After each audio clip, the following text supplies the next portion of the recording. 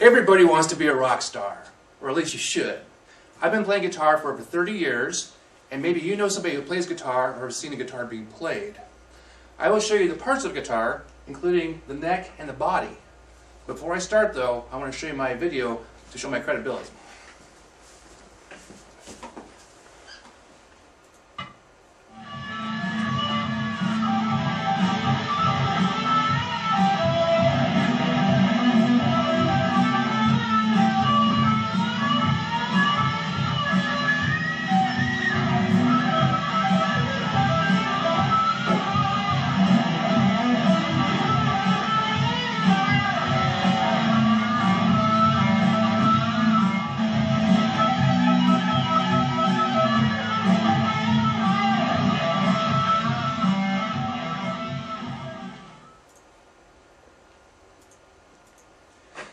Okay, first I want to quickly show you the difference between what an acoustic and electric guitar is.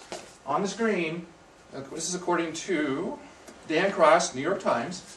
Acoustic guitar basically is we call a open body guitar. It's hollow body. It's thick, has a sound box in it. Where electric is a solid body. Solid body guitar was invented in 1941 by Les Paul. You've probably heard of him. He has his own guitar named after him. But he was a famous jazz country player back in the 40s. And you can electrify this kind of guitar and make it sound like this guitar, but most folks don't do that. But that's the basic differences between the two. Now, this is my guitar. You saw me playing it. And I'm going to show you the basics of what a guitar is. It's basically two sections. This is called the neck. It's called the body. The neck consists of the headstock, which contains the tuning pegs. Some guitars you've probably seen before don't have this part, and the pegs are back here, but those are rare. They had them in the 80s, and they kind of fell out of favor. The strings terminate here. It's called the nut. This guitar has a locking nut, which I'll explain in a bit. The guitar has a fretboard made of rosewood, it's that dark part here, and frets made of metal, which are raised areas the string presses against. Then we go on to the body of the guitar, which contains the pickups, which are electromagnets that sense the vibration between the strings and the magnets that generate the sound. We then have the volume and tone control and a pickup switch, which will change the pickups between this one and this one here. And this guitar here is a little bit special. This is kind of a throwback to the 80s.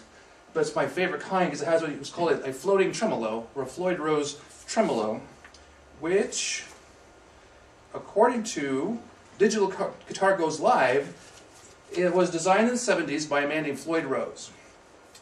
And what it does is the strings on this side are balanced by a set of springs on the inside, and the tailpiece is actually a fulcrum between the two, which allows you to bend your strings down and snaps right back into tune every single time. It was used heavily in the 80s by all the lead guitar players who like to make all the funky sounds. Now, together, get the tailpiece. There's actually a bar, a whammy bar that I didn't put in here, which allows you to press the strings down to get you your tremolo, the wah, wah, wah, wah sound. Okay, now, I have a friend who's in a band named Brian Barnhouse, and I asked him what his take on electric guitar was. What was how did he use this when he was playing? He said that, like Eddie Van Halen, you've probably heard of him, haven't you? Liked to use a lot in his playing. And you could make different guitar sounds, like the sounds of a horse or sounds of an elephant. And I don't know why you want to put a sound of an elephant in your song, but I guess it's a pretty cool effect. I can't do it myself. I use this very rarely, actually, myself. So, to review, what we have here is the neck and the body, and the headstock with the locking nuts. Now, to go back to the locking nut part, with this kind of tremolo, if you didn't have this locking nut, which you use an Allen wrench to screw it down, it would pull on the tuning pegs and pull this guitar out of tune.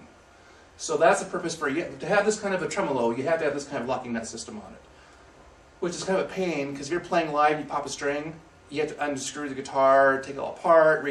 Most people who have this kind of guitar have two. Pick one up in case you make a mistake.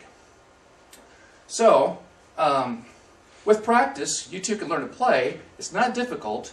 I've been playing for quite a long time, but I self-taught myself. But this is the basics of a guitar and how it works. Thank you.